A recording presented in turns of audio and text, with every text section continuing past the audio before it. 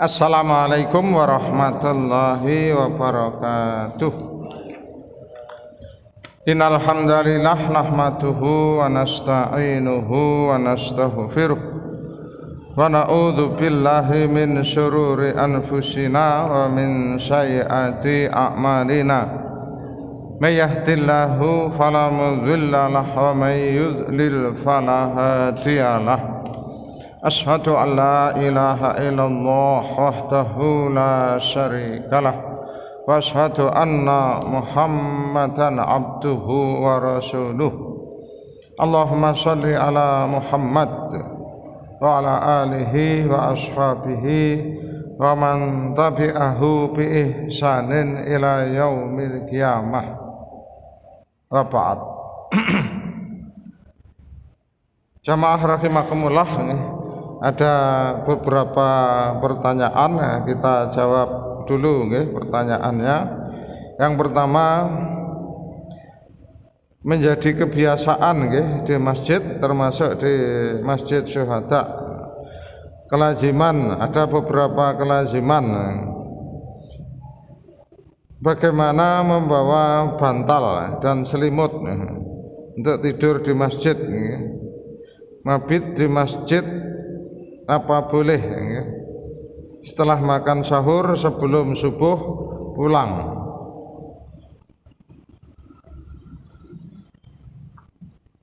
Prinsipnya tidur di masjid tidak ada larangan. Jadi para sahabat pun sebagian waktu itu juga tidurnya di masjid. Tapi tentunya tetap menjaga kebersihan, ketertiban masjid. Kalau sudah waktunya sholat ya segera bangun, sebelum adzan sudah bangun biar masjid tetap kelihatan bersih. Nah, ini ada beberapa kisah para sahabat. Riwayat Imam Bukhari dari Nafi'. Nafi' ini maulanya Abdullah bin Umar, mantan budak. Akhbaroni telah menceritakan kepadaku Abdullah bin Umar. Nah, yang ceritakan Abdullah sendiri, tuannya Nafi', bahwasanya karena yanamu, dia tidur di masjid, wahwa sabun, ketika dia masih bujangan, sabun a'zabu, ketika dia masih muda bujangan, la ahlalahu, belum punya keluarga, belum berkeluarga, dia tidur di masjid Nabi Shallallahu Alaihi Wasallam. Ada beberapa, bukan hanya Abdullah. Demikian juga Abad bin Tamim dari pamannya, yaitu Abdullah bin Zaid, annahu absara, bahwasanya dia melihat Nabi Shallallahu Alaihi Wasallam yastaji'u fil masjid. Rasulullah juga kadang tidur di masjid, rafi'an ihtarij alaihi alal ukhra, yang beliau meletakkan kakinya di atas kaki yang lain, berarti berbaring kan, berbaring kanan atau ke kiri. Biasanya berbaringnya ke kanan ketika mulai tidur, tapi kalau sudah tertidur mau baring kanan kiri, mau terlentang juga tidak masalah. Tetapi sunnahnya ketika mulai tidur itu berbaringnya ke sebelah kanan, bagian kanan di bawah, begitu. Kemudian yang lain sama, cuma redaksinya berbeda. Ini redaksi Imam Bukhari, kalau yang di atas Bukhari Muslim. Dari Abab bin Tamim dari pamannya, dia bercerita, aku melihat Rasulullah Sallallahu Alaihi Wasallam tidur di masjid mustalqiyan. Sama mustalqiyan sama istaja'a tadi, berbaring. Wadi'an ihtarijlaihi alal ukhra, beliau meletakkan salah satu kaki di atas kaki yang lain. Riwayat Imam Bukhari. Nah, kemudian hadis yang agak panjang, kalau ini cerita Rasulullah juga. Oh, ini sahabat Ali kalau di sini. Kita baca saja terjemahnya, agak panjang. Saya gedekan dulu.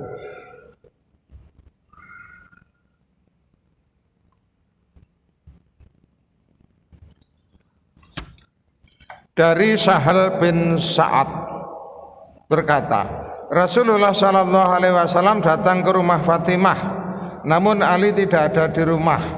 Lalu beliau bertanya, kemana putra pamanmu? Maksudnya Ali, menantunya sendiri, putra paman, anak pamannya Abu Thalib. Begitu biasa orang Arab itu menyeru dari bapaknya. Fatimah menjawab, antara aku dan dia terjadi sesuatu hingga dia marah kepadaku, lalu dia pergi dan tidak tidur siang di rumah. Jadi Ali ngambek, Ali pergi dari rumah. Dia pergi dia tadi ada masalah denganku, dia marah. Hubungan rumah tangga biasa begitu nggih. Meskipun sahabat, menantu Rasulullah, putri Rasulullah, masalah seperti itu biasa nggih.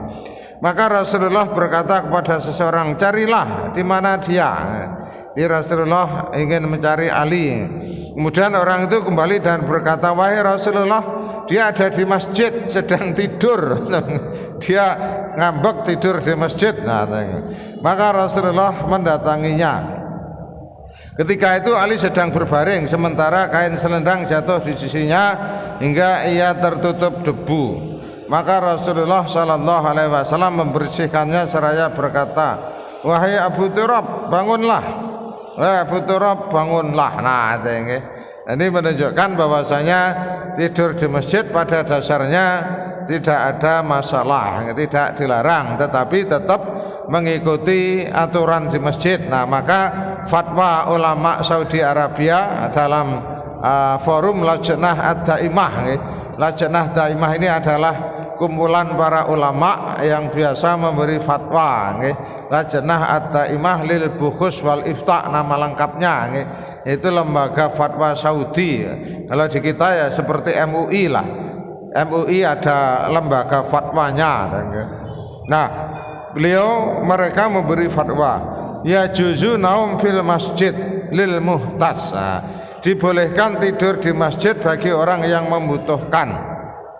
La maskana lahu, yang mana dia tidak punya tempat tinggal ahyanan, tapi ya kadang-kadang tidak menjadikan tempat tidur terus. Wa amanitakhadahu mabitan, dan kadang ia menjadikan sebagai tempat menginap kalau malam. Wa makilan fayanha anhu, tidur malam dan siang di sana. Maka kalau tiap hari tidurnya di situ ya manhiyun anhu, menjadikan masjid seperti rumah, nah itu menjadi tidak boleh. Tapi kalau hanya kadang-kadang, nah biasanya kalau itikaf, ya kalau itikaf memang tidurnya di masjid, kalau itikaf memang tidurnya di masjid, maka boleh membawa bantal ya, tetapi tetap harus rapi, menjaga kerapian, kedamaian masjid, tidak masjidnya menjadi semrawut.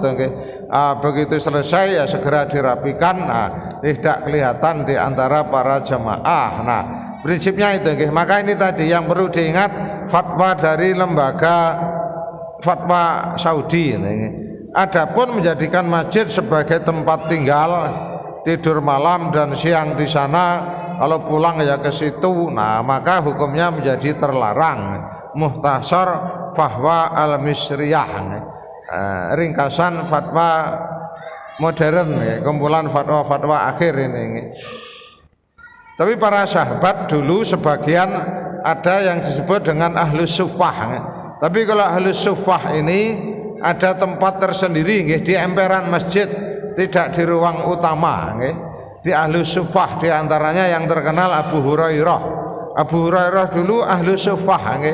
Abu Hurairah orang miskin, tidak punya tempat tinggal ketika dia masih muda. Termasuk Ka'ab bin Malik. Ka'ab bin Malik itu juga tidurnya di masjid. Yang Ka'ab ini biasa membantu Rasulullah menyediakan wudhu Rasulullah ketika Rasulullah bangun malam. Beliau terbiasa menyediakan air wudhu Rasulullah. Beliau tidurnya juga di emperan masjid, tidak di ruang utamanya, tetapi ada emperan masjid yang dikenal dengan Ahlus Suffah. Nah, kalau ini yang menjadi bermasalah, setelah makan sahur sebelum subuh pulang. Nah ini yang menjadi masalah. Kalau pulangnya ya seharusnya setelah subuh, ini subuhan malah pulang. Nah ini malah kehilangan keutamaan yang karena di masjid itu seharusnya menghidupkan masjid, meramaikan masjid untuk jamaah. Ini sebelum subuh malah pulang. Nah ini menjadi bermasalah kayak kalau ini. Seharusnya pulangnya setelah subuh. Nah yang namanya iktikaf, nah itu intinya memang diam di masjid, tapi diamnya bukan tidur. Tapi kalau sudah ngantuk ya tetap tidur, dibolehkan. Tapi intinya ketika itikaf itu memang untuk beribadah. Tapi kalau sudah tidur ya tidurnya tidak dinilai ibadah. Ibadahnya ya ketika dia bangun berzikir, membaca Quran, atau dengan ibadah-ibadah yang lain, membaca buku-buku agama, menambah ilmu agama. Nah kalau itu boleh. Tetapi kalau sudah tidur, nah maka nilai itikafnya juga hilang. Nah maka kalau pulang, nah seharusnya juga setelah subuh, bukan sebelum subuh. Nah, maka dia menjadi kehilangan ibadah jamaah subuhnya. Berikut pertanyaan dari siapa ini, lupa saya jamaahnya, saya carikan aja. Saya agak lupa karena pertanyaannya agak banyak. Aduh, terhalang.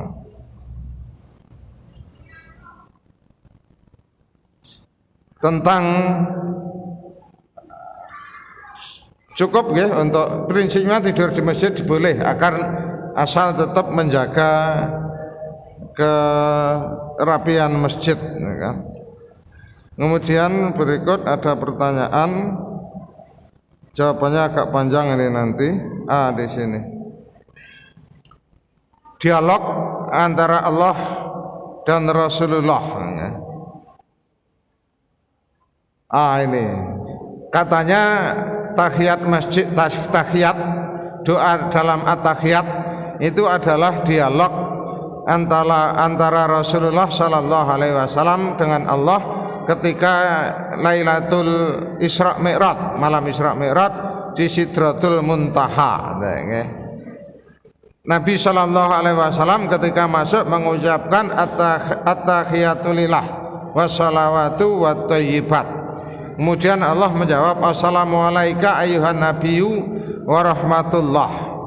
Kemudian malaikat menyahut assalamu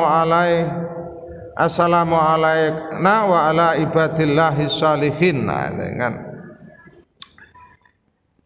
ini betul tentang hadis tahiyat, tetapi tidak ada satupun yang menyatakan bahwasanya ini adalah dialog antara Allah dan Rasulnya ketika Isra Mi'raj.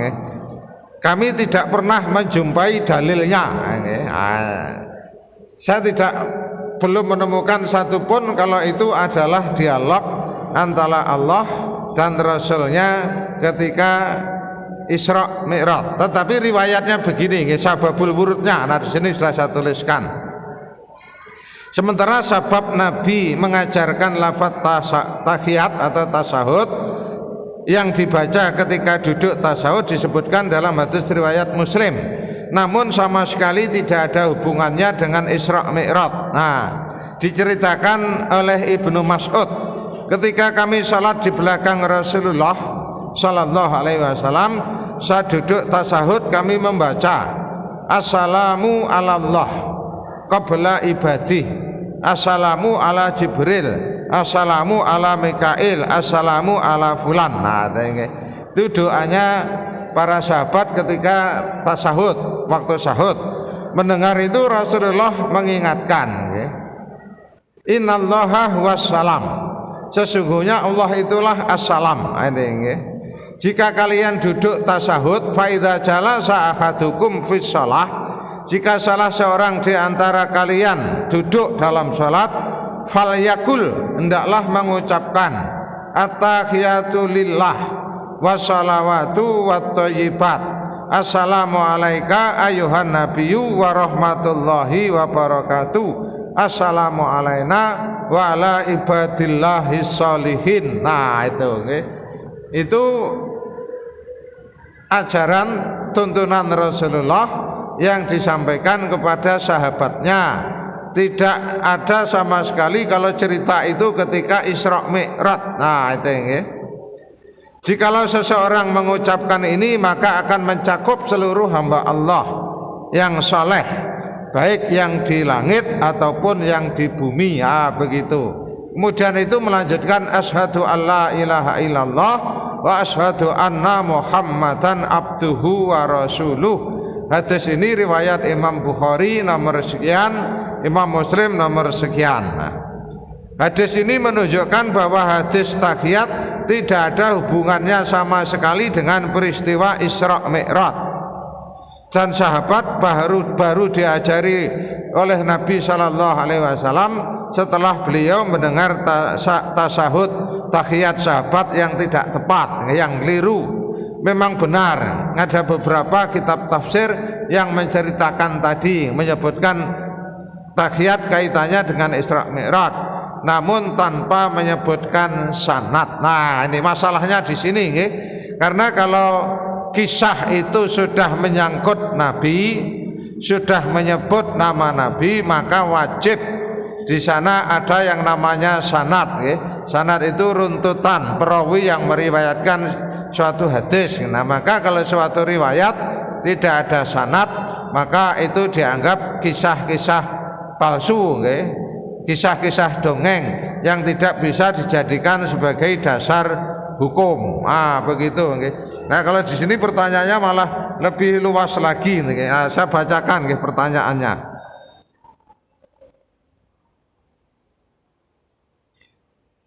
Singkat cerita, pada malam Jibril mengantarkan Rasulullah ke Sidratul Muntaha, namun karena Jibril tidak diperkenankan mencapai Sidratul Muntaha, Jibril pun mengatakan kepada Rasulullah untuk melanjutkan perjalanannya sendiri tanpa dirinya. Rasulullah melanjutkan perjalanan sampai terkagum-kagum melihat indahnya istana Allah hingga tiba di Arsy. Setelah sekian lama menjadi seorang Rasul, inilah pertama kalinya Nabi berhadapan dan berbicara secara langsung dengan Allah. Bayangkan betapa indahnya dan luar biasa dahsyatnya momen ini. Tapi ini hanya cerita dongeng, tidak ada dasarnya sama sekali, tidak ada hadis.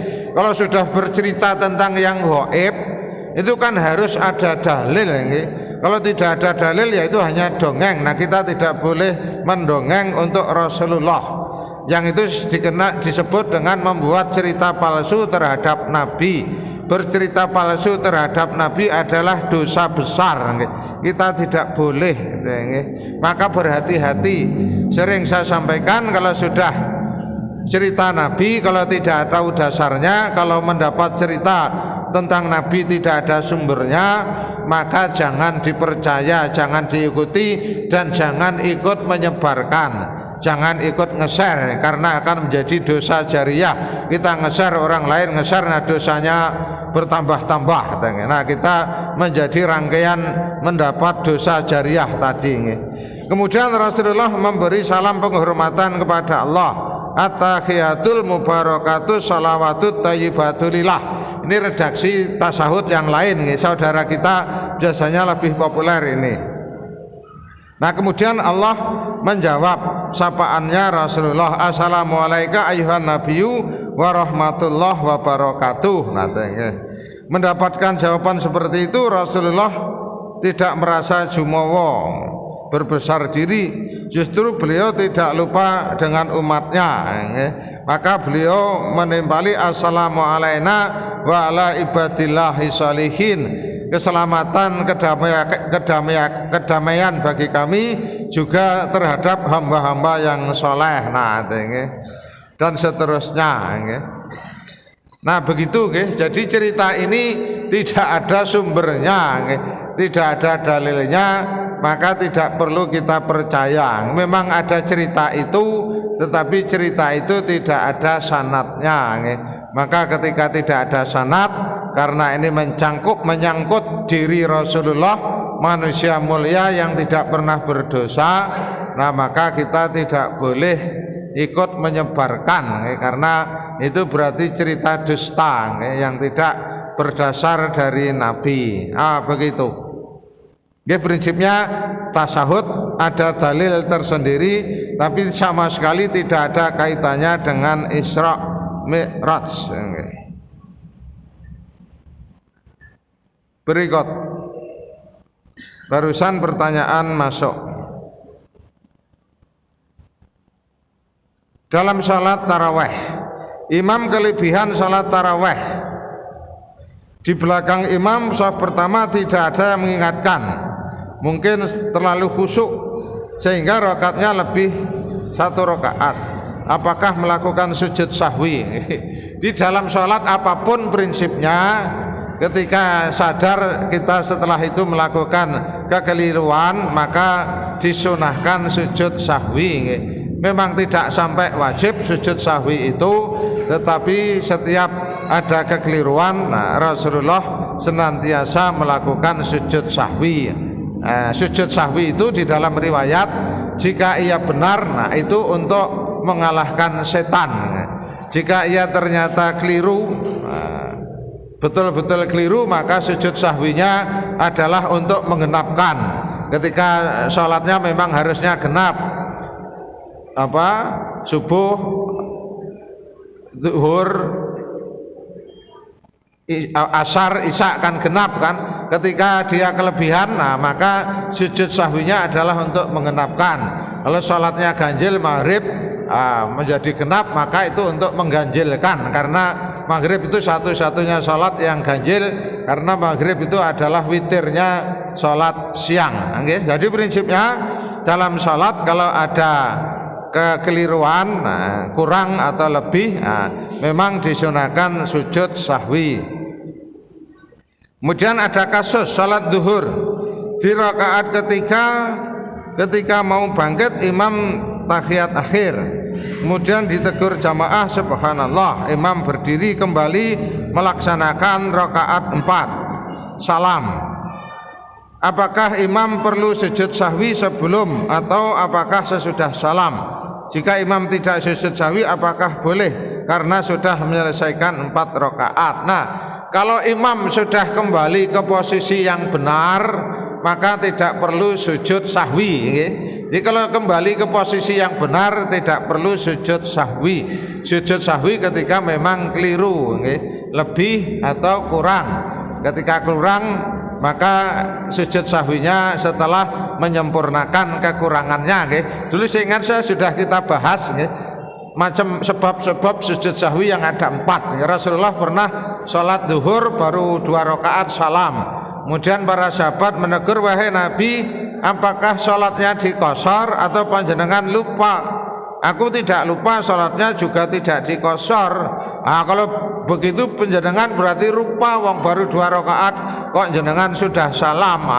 Kemudian para sahabat yang lain membenarkan kalau Nabi sholatnya baru 2 rakaat. Maka akhirnya Rasulullah sholat lagi 2 rakaat. Nah, maka sebelum salam Rasulullah sujud sahwi. Begitu. Jadi kalau sudah kembali ke posisi yang benar, maka pada dasarnya tidak disunahkan melakukan sujud sahwi. Nah, begitu. Makmum menegur imam yang salah dalam gerakan, kemudian imam mengikuti makmum, maka disyariatkan sujud sahwi. Pertanyaan, bagaimana status hukum tidak mengerjakan sujud sahwi? Jadi sujud sahwi pada dasarnya bukan sesuatu yang wajib, tetapi sunnah muakkad.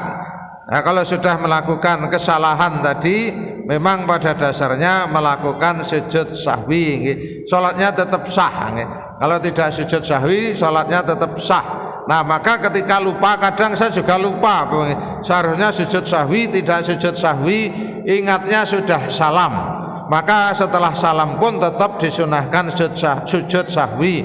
Begitu kita ingat seharusnya sujud sahwi, kok sudah salam, maka begitu ingat kita langsung sujud sahwi. Karena dalam beberapa riwayat Rasulullah juga sujud sahwinya setelah salam, tetapi setelah sujud sahwi tetap ditutup dengan salam. Jadi setelah sujud sahwi tetap dianjurkan, disunahkan untuk salam. Nah, begitu nggih. Ada beberapa riwayat nggih di dalam sujud sahwi itu nggih. Di dalam sujud sahwi ada beberapa riwayat nggih. Sujud nggih. Sujud sahwi nggih.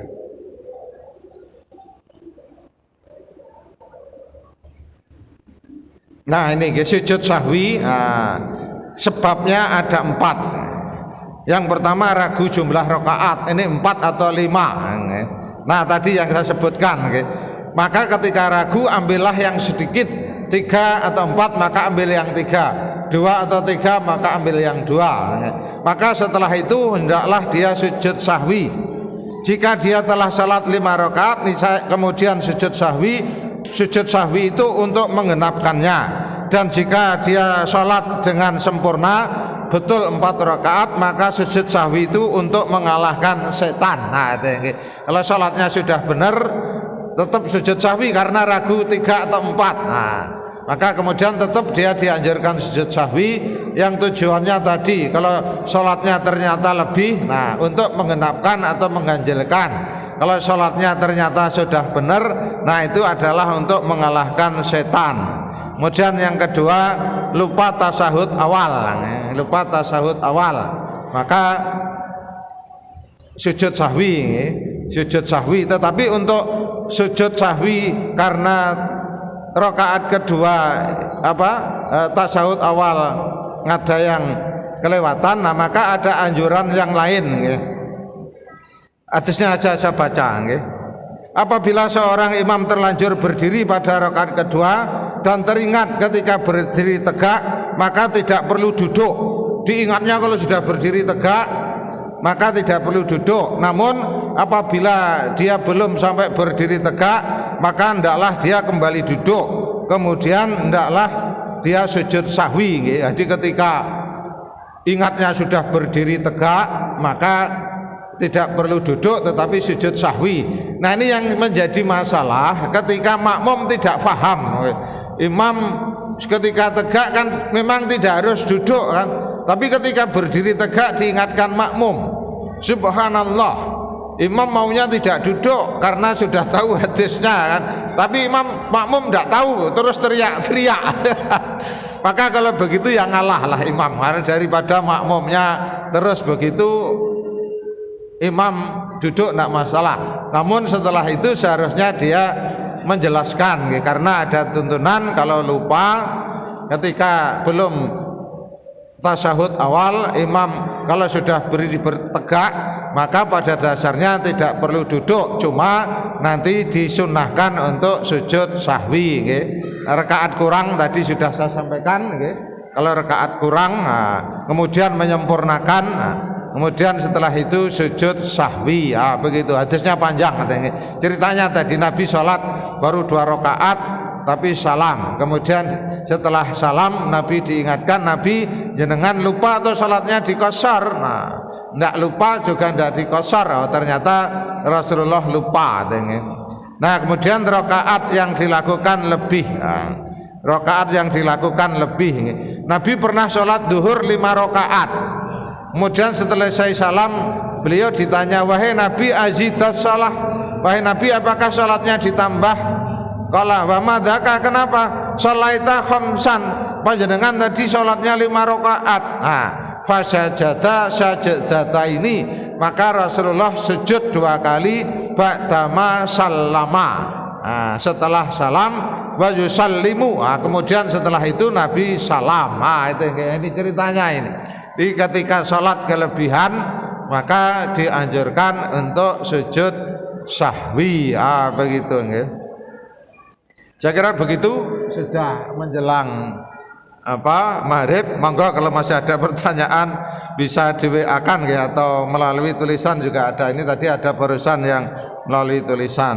Demikian, semoga bermanfaat, bisa diambil ibrahnya, bisa kita amalkan. Assalamualaikum warahmatullahi wabarakatuh.